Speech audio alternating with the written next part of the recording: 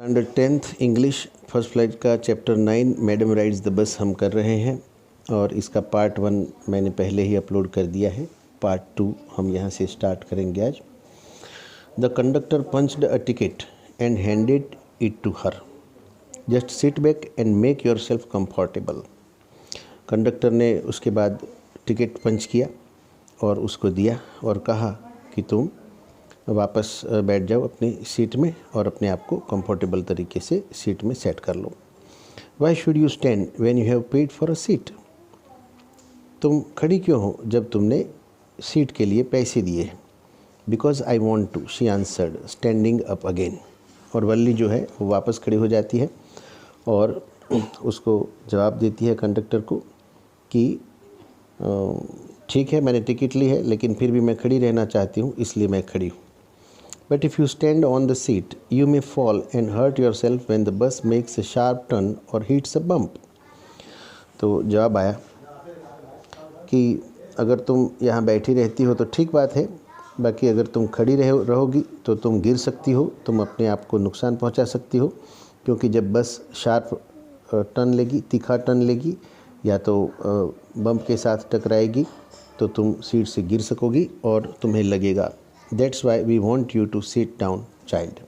और इसलिए हम चाहते हैं कि तुम बैठो। I am not a child, I tell you, she said irritably. I am 8 years old. उसने कहा कि मैं बच्ची नहीं हूँ, एक बार मैंने कह दिया और मैं तुम्हें कहती हूँ।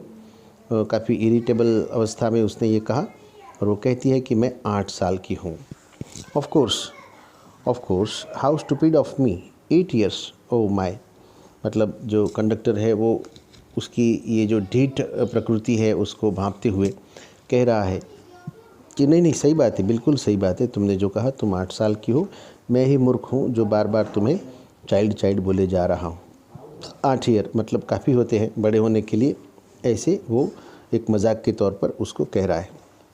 The bus stopped, some new passengers got on. Bus जो है वो स्टॉप हो जाती है और कुछ नए पैसेंजर्स बस में चढ़ जाते हैं। And the conductor got busy for a time. और कुछ समय के लिए कंडक्टर उनकी टिकट पंच करने में बिजी हो जाता है। Afraid of losing her seat, Valli finally set down. लेकिन वल्ली को था कि अगर मैं खड़ी रहूँगी तो कोई आके मेरी सीट में बैठ जाएगा, इसलिए वो वापस अपनी सीट में बैठ जाती है। An elderly woman came and set beside her. एक बूढ़ी सी औरत वहाँ आती है और उसके बाजू में आके बैठ जाती है।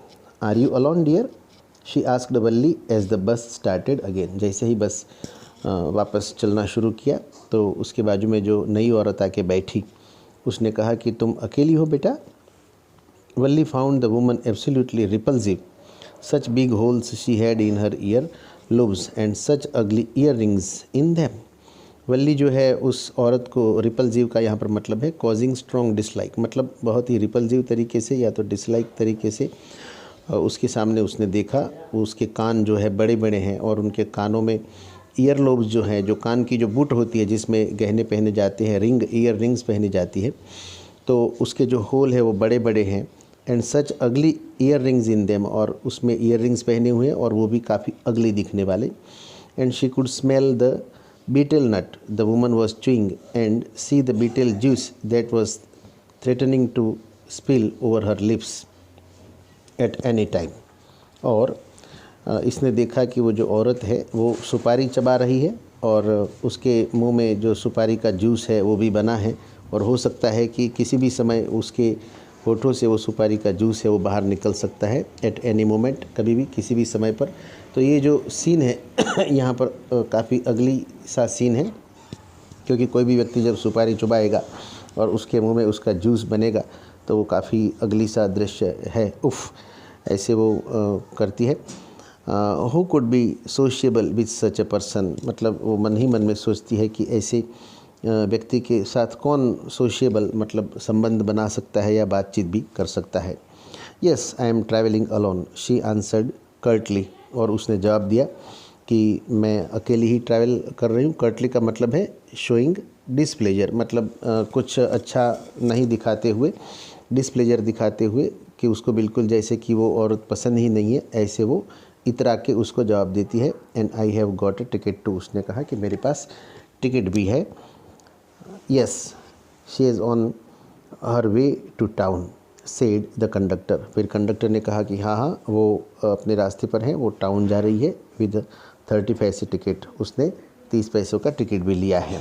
मतलब कंडक्टर ने जब इन दोनों की ये बात सुनी होगी तो कंडक्टर वहाँ बैठ कर के उनको ऑब्ज़र्व कर रहा होगा और इसलिए कंडक्टर ने बीच में अपनी बात रखी मजाक के तौर पर।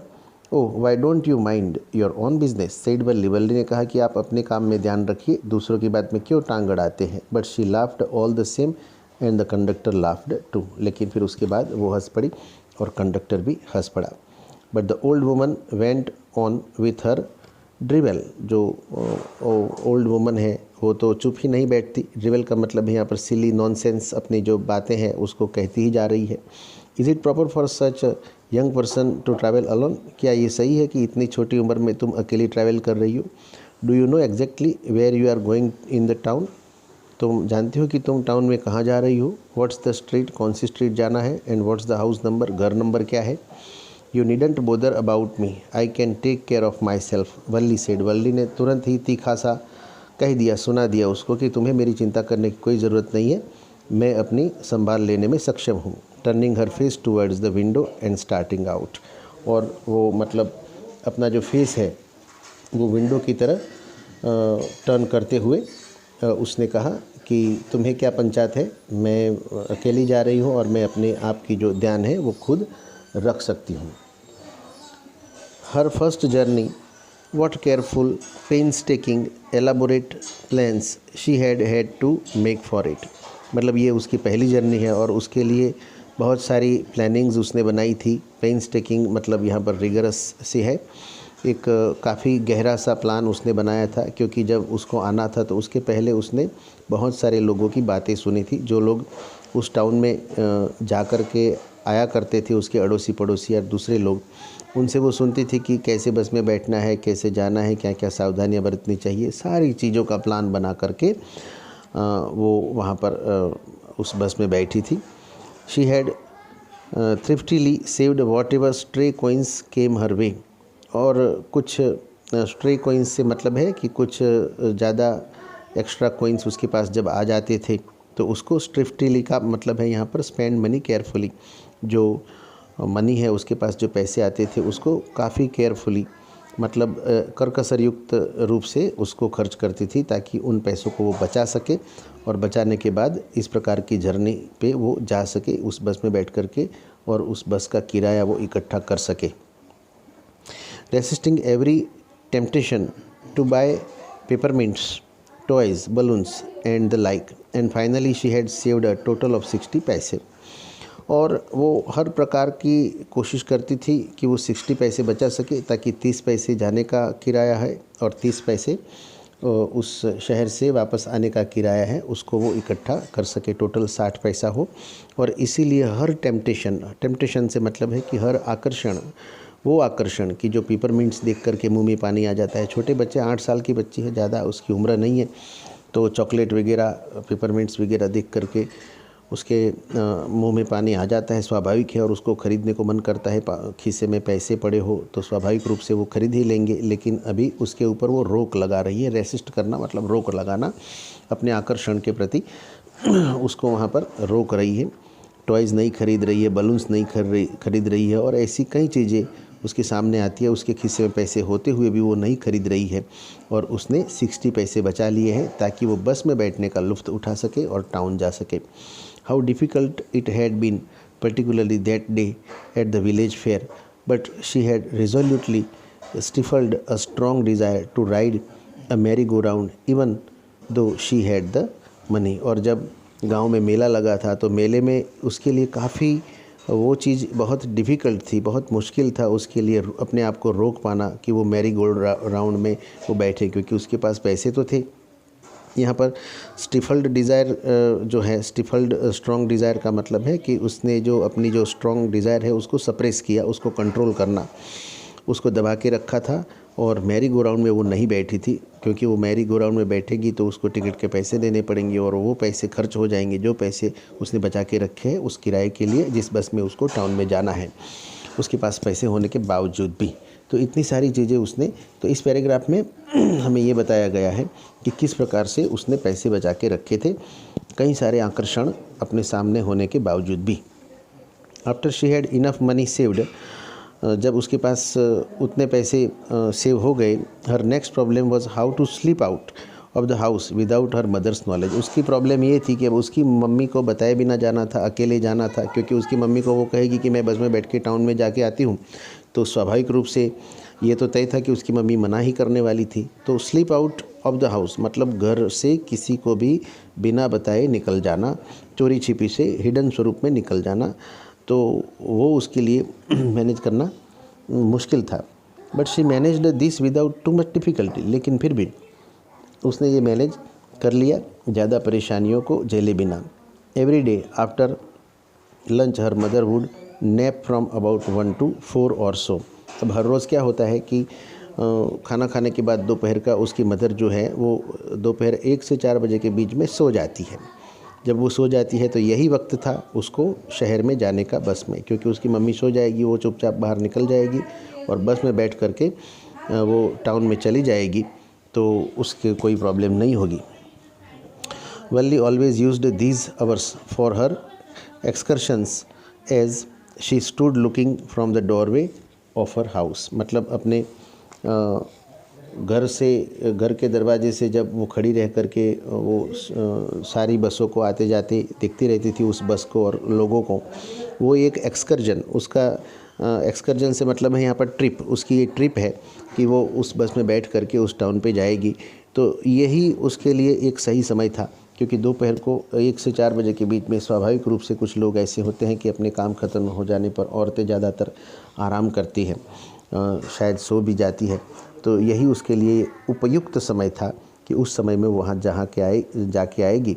और sometimes even ventured out into the village, और कभी कभी वो ventured out into the village यानी कभी कभी वो गांव में भी चली जाती थी टहलने के लिए। कुछ क्योंकि छोटा बच्चा होता है जब 8 साल का, तो उसके मन में बहुत सारी क्यूरियोसिटी भरी पड़ी होती है, लोगों को देखना, नए नए लोगों से मिलना, नई नई चीज़ों के बारे में जानना।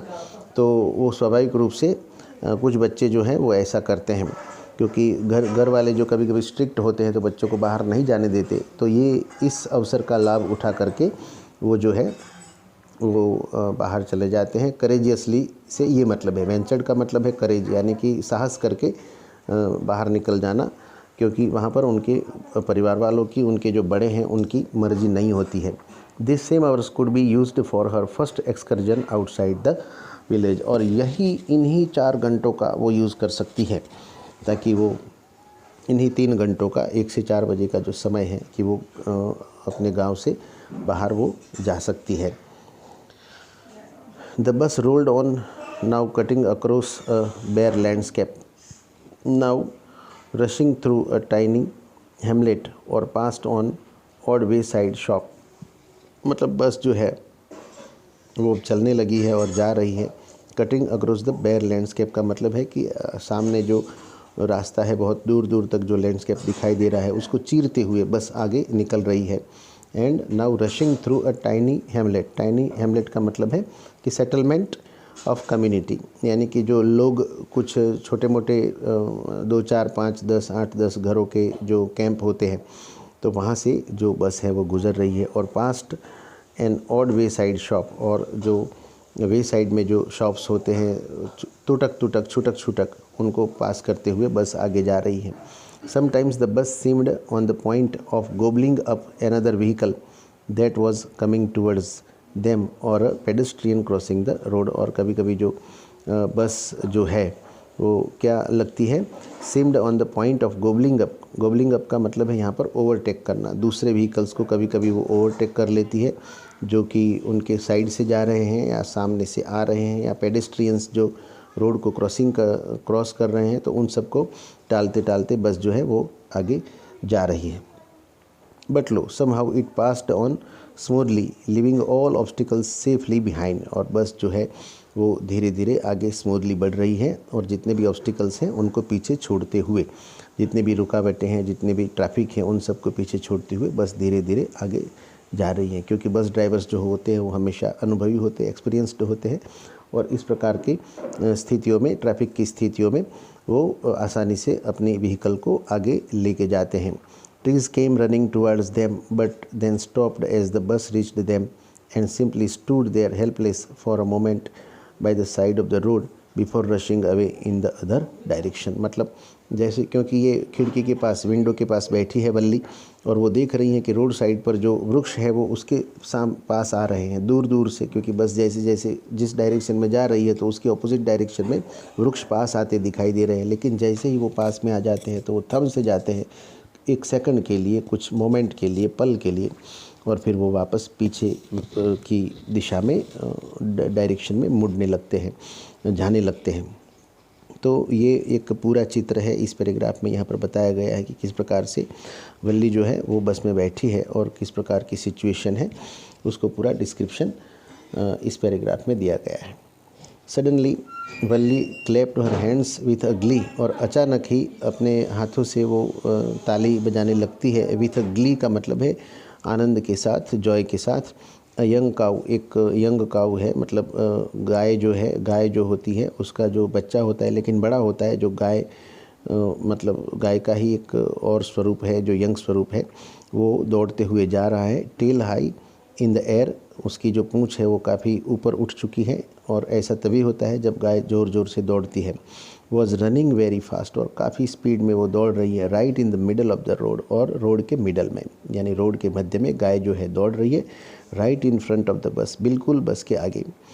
The bus slowed to a crawl, और जो बस है वो थोड़ा टर्न लेने के लिए स्लो हो जाती है ताकि वो उस गाय को टाल सके, उसको ओवर टेक कर सके।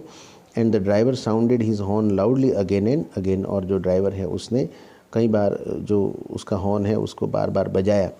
बट द मोर ही हॉन्क्ड, लेकिन जैसे जैसे वो उसके जो हॉर्न है उसको बजा रहा है, वैसे वैसे क्या हो रहा है, the more frightened the animal became and the faster it galloped. तो जैसे जैसे वो ज़्यादा हॉर्न बजाता जा रहा है, वो जो गाय है वो और भी ज़्यादा फ्राइटन हो जाती है, घबरा जाती है, और भी स्पीड में वो गैलप्ड का मतलब है यहाँ पर ज़ोर ज़ोर से दौड़ना। Always right in front of the bus, और वो हमेशा बस के आगे ही वो दौड़ती रहती है। तो यहाँ पर वो चित्र, यहाँ पर इस पिक्चर में वो बताया गया है कि किस प्रकार से गाय उस बस के आगे दौड़ रही है। Somehow this was very funny to वल्ली, और वल्ली के लिए तो ये सब फनी है, आनंद देने वाला है। She laughed and laughed until there were tears in her eyes, और वो तो हंस ही रही है, जब तक उसकी आंखों में पानी आ जाती है तब तक वो हंस रही है, क्योंकि जब व्यक्ति ज़ोर ज़ोर से हंसने लगता है, काफ़ी खुश हो जाता है और हंसता है ज़ोर ज़ोर से, तो उसकी आंखों में स्वाभाविक रूप से पानी आ जाता है। तो ये स्थिति यहाँ पर वल्ली की हुई है, क्योंकि ये जो दृश्य है वो उसको बड़े मज़े दे रहा है। Hey lady, haven't you laughed enough, called the conductor. फिर कंडक्टर ने कहा कि तुम काफ़ी हंस चुकी हो, better save some for tomorrow, कल के लिए भी थोड़ा बचा के रखो। यहाँ पर जो कंडक्टर है उसको टॉन्ट मारता है। At last the cow moved of the road, और लास्ट में जो गाय है वो रोड से मतलब साइड में चली जाती है। And soon the bus came to a railroad crossing, और बस तुरंत ही एक रेलवे क्रॉसिंग के कगार पर आ जाती है। Speck of a train could be seen in the distance, और बहुत ही दूर दूर तक ट्रेन के निशान दिख रहे हैं, मतलब दूर दूर ट्रेन आती हुई दिख रही है। यहाँ पर स्पेक का मतलब है मार्क्स, या तो डॉट या तो ऐसी साइन जिससे पता चले कि दूर दूर से ट्रेन आ रही होगी। Growing bigger and bigger as it drew near, और जो ट्रेन है वो और भी बड़ी होती जा रही है जैसे जैसे वो नज़दीक आ रही है। Then it rushed past the crossing gate with a tremendous roar and rattle, और वो tremendous roar करती हुई, यानी बहुत बड़ी आवाज़ करती हुई आई, rattling शेकिंग करती हुई आई, और बस को भी शेक कर दिया, हिला दिया, उतनी ज़ोरदार उसकी स्पीड रही होगी, तो वो वहाँ से गुजर जाती है। Then the bus went on and passed the train station, और जो बस है वो आगे चलती है, ट्रेन स्टेशन को पीछे छोड़ दिया। From that There it traversed a busy, well laid out shopping street, और वहाँ से अब वो एक ऐसी एरिया में एंट्री करती है बस जो है वो। ट्रेवर्स्ड का मतलब है यहाँ पर cut across. A busy well laid out shopping street, well laid out shopping street का मतलब है कि अब दुकानें, क्योंकि ये टाउन शुरू हो गया होगा, दुकानें शुरू हो जाती है, शॉप शुरू हो जाती है वहाँ से। And turning entered a wider thoroughfare, और वहाँ से वो टर्न लेकर के आगे काफ़ी चौड़े, थ्रूफेयर का मतलब है बिजी पब्लिक रोड पे वो एंट्री करती है। Such big bright looking shops, बड़ी बड़ी दुकानें हैं, ब्राइट लुकिंग शॉप्स हैं, क्योंकि वल्ली ने तो ये पहली बार देखा है ऐसा नज़ारा जो है वो शहर का, तो इसीलिए उसके लिए एक ये क्यूरियोसिटी का माहौल है।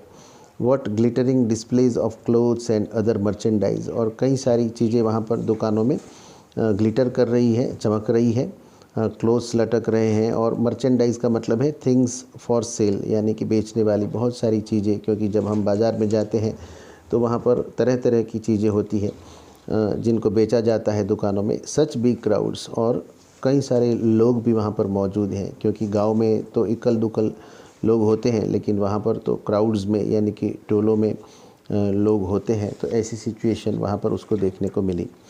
Struck dumb with wonder, Valli gaped at everything, और वल्ली जो है वो काफ़ी वंडरिंग का भाव उसके मन में आ जाता है। वंडर का मतलब है कि यहाँ पर वो एक डम स्ट्रक हो जाती है, मतलब अवाक बन जाती है, क्योंकि आश्चर्य का भाव उसके मन में पैदा हो जाता है, क्योंकि ये सारी चीज़ें उसने आज के पहले कभी देखी नहीं थी ऐसी।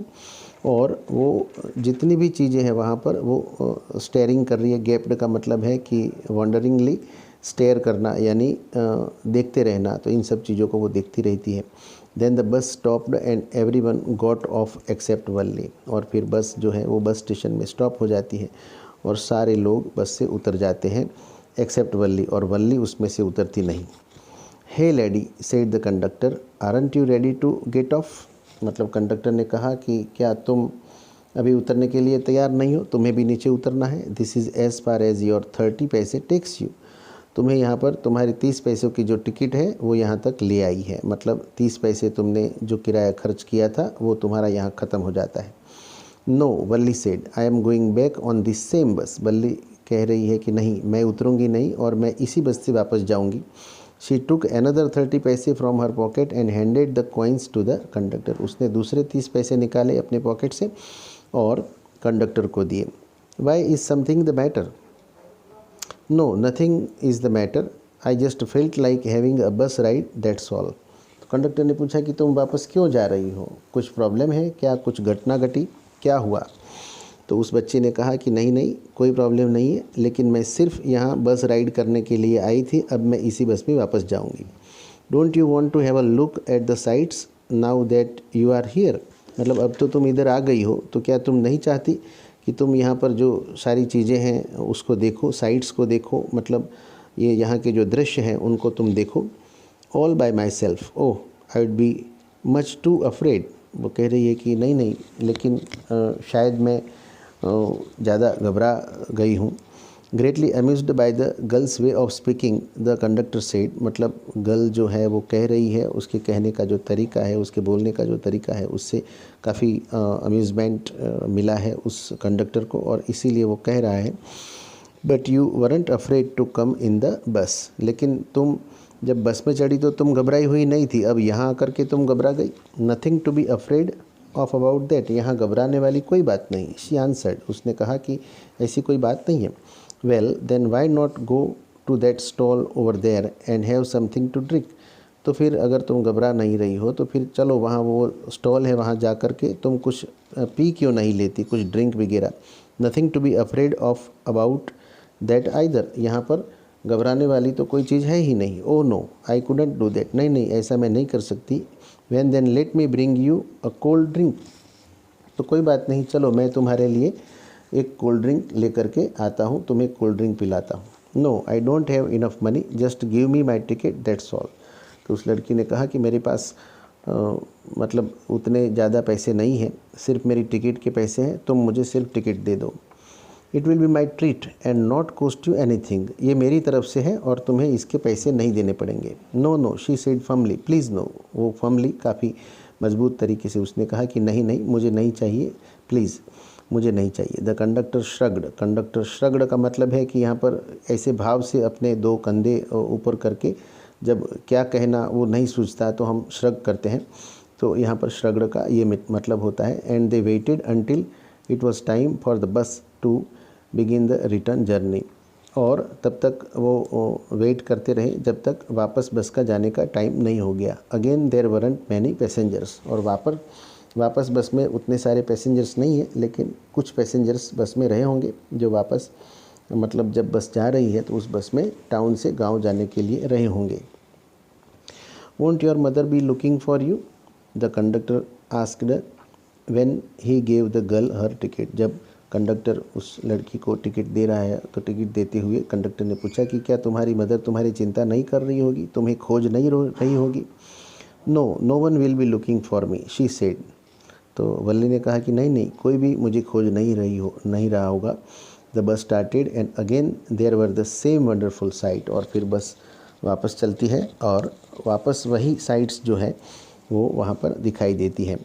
वल्ली wasn't bored in the slightest and greeted everything with the same excitement she had felt the first time। मतलब वल्ली जो है वो अभी बोर नहीं हुई है और थोड़ा सा भी मतलब वो बोर नहीं हुई है, और जितनी भी चीज़ें उसके सामने आ रही है उसको दिख रही है उनको अच्छी तरह से वो ग्रीट कर रही है सेम एक्साइटमेंट के साथ। मतलब पहली बार जब वो आई थी और उसने जो फील किया था वही फीलिंग फर्स्ट टाइम में जैसी थी वही फीलिंग जाते वक्त भी उसके मन में है। But suddenly she saw a young cow lying dead by the road side. लेकिन अचानक ही उसने देखा कि जो काऊ पहले उस बस के आगे आगे दौड़ रही थी उसी काऊ को उसने देखा तो रोड के साइड में वो मरी हुई पड़ी थी। Just where it had been struck by some fast moving vehicle. और कोई तेज़ी से जाता हुआ व्हीकल ने उसको टक्कर मारी होगी और वो उधर गिर गई, उसका एक्सीडेंट हो गया और वो मर गई। मतलब ये जो साइट है वो अचानक उसने यहाँ पर देखी, ये दृश्य उसने देखा। Isn't that the same cow that ran in front of the bus on our trip to town? She asked the conductor। उसने कंडक्टर को पूछा कि क्या ये वही गाय है जो हम पहली बार जब आ रहे थे तो हमारे आगे आगे दौड़ रही थी, बस के आगे आगे वही काऊ यहाँ पर गिरी पड़ी है। द कंडक्टर नोडेड, कंडक्टर ने सिर हिला करके हाँ कहा। And she was overcome with sadness, और अचानक ही वो जो लड़की है वो उसके मन में एक दुख उत्पन्न हो जाता है, एक दुख के भाव प्रकट हो जाते हैं। What had been a lovable beautiful creature just a little while ago had now suddenly lost its charm and its life and looked so horrible. मतलब वो कह रही है कि इतना प्यारा, इतना लवेबल, इतना सुंदर क्रीचर प्राणी, मतलब ये कितना सुंदर दिख रहा था, ये लवेबल प्राणी था, और अचानक ही उसने अपनी जो चार्म है उसको लॉस्ट कर दिया, उसकी लाइफ को लॉस्ट कर दिया, और अभी एक भयानक वो दिख रहा है।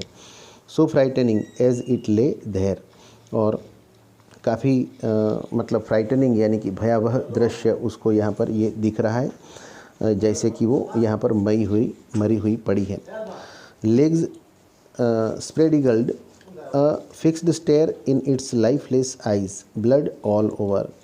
यहाँ पर spread eagled का मतलब है spread out, मतलब उसके जो पैर है, क्योंकि वो उल्टी चत्ती मरी हुई पड़ी है तो इसके जो पैर है वो वहाँ पर स्प्रेड हो चुके हैं, और उसकी जो आँखें हैं लाइफलेस आँखें हैं, क्योंकि उसके आँखों में जीवन नहीं है तो उसके कारण वो आकाश की ओर जैसे देख रही है, उसकी आँखें आकाश की ओर खुली है, और ब्लड ऑल ओवर, मतलब जो ब्लड है वो हर दिशा में फैला हुआ है। मतलब उसकी जब टक्कर हुई होगी किसी भी व्हीकल के साथ तो उसको लगा होगा, और लगने के कारण उसकी मृत्यु भी हुई होगी और काफ़ी ब्लड भी बह चुका होगा। तो अपने पैर जो है उसके चारों पैर ऊपर की दिशा में उठे हुए हैं और वो वहाँ पर उल्टी पड़ी हुई है। तो ये जो दृश्य था वो काफ़ी भयानक था, और ये दृश्य देखने के बाद वल्ली की जो चार्म था, वल्ली की जो एक टेम्पटेशन थी, एक आकर्षण था सभी चीज़ों को देखने का, और जितनी भी एक्साइटमेंट थी, जितना भी जॉय था, जितनी भी आनंद की जो घड़ी थी वो अब यहाँ पर दुख में बदल चुकी है। और एक लवली काऊ को, एक ब्यूटीफुल काऊ को दौड़ते हुए उसने पूंछ ऊपर करके दौड़ते हुए जो देखा था वो काऊ अब लाइफलेस यानी कि बिना जीवन के यहाँ पर एक मृत स्वरूप में पड़ी है। तो मतलब यहाँ पर उसकी जो मूड है वो पूरे का पूरा बदल जाता है। The bus moved on, the memory of the dead cow haunted her. Bus आगे चलती रहती है और उस गाय को बार बार याद करके वो काफ़ी हॉन्ट का मतलब है यहाँ पर return repeatedly to her mind was impossible to forget, मतलब वो काऊ का जो दृश्य है वो उसके दिमाग में बार बार आ ही रहा है। डैम्पनिंग हर एंथुजियाज़म, उसका जो एंथुजियाज़म मतलब उसका जो उत्साह है, उसका जो आनंद है, उसको डेडनिंग कर दिया। डैम्पनिंग का मतलब है उसको डेड कर देना, उसको ख़त्म कर देना। She no longer wanted to look out the window, अब वो विंडो के बाहर भी देखना नहीं चाहती, उतनी वो उदास हो गई है, दुखी हो गई है। शी सेट दस ग्लूड टू हर सीट, और वो अपनी जो सीट है उसमें बैठ जाती है, चिपक जाती है। ग्लूड टू हर सीट मतलब सीट में उस तरीके से बैठ जाना कि वो वापस उठने की चेष्टा न करे। Until the bus reached her village, जब उसकी बस जो है वो गांव में वापस आ चुकी है। एट 3:40 यानी 3:40 पर, तब तक वो उसी बस में अपनी सीट में बैठी रही, उसने खिड़की से बाहर भी नहीं देखा। She stood up and stretched her self, और वो अपनी सीट से खड़ी होती है और अपने आप को स्ट्रेच करते हुए। Then she turn to the conductor and said, और फिर वो कंडक्टर के पास आती है और कहती है, well sir, I hope to see you again. तो उसको कंडक्टर को ग्रीट करते हुए, बाय बाय बोलते हुए, वापस मिलेंगे ऐसा कहते हुए वो वहाँ से उतरने की चेष्टा करती है। Okay madam, he answered her smiling, whenever you feel like a bus ride come and join us, जब जब तुम्हें ऐसा लगे कि तुम्हें बस में बैठना है, राइड करनी है, तो तुम वापस आना और हमारे साथ तुम जुड़ सकती हो। And don't forget to bring your fare, और हाँ, अपना किराया साथ मिलाना मत भूलना। She laughed and jumped down from the bus, वो हंसी और बस से जंप करते हुए उतर जाती है। Then away she went running straight for home, और फिर वो दौड़ते हुए अपने घर के लिए वहाँ से चली जाती है। When she entered her house she found her mother awake, जब वो घर में एंट्री करती है तो वो देखती है कि उसकी मदर जो है वो सोई हुई होगी, तो इसलिए उठ चुकी है।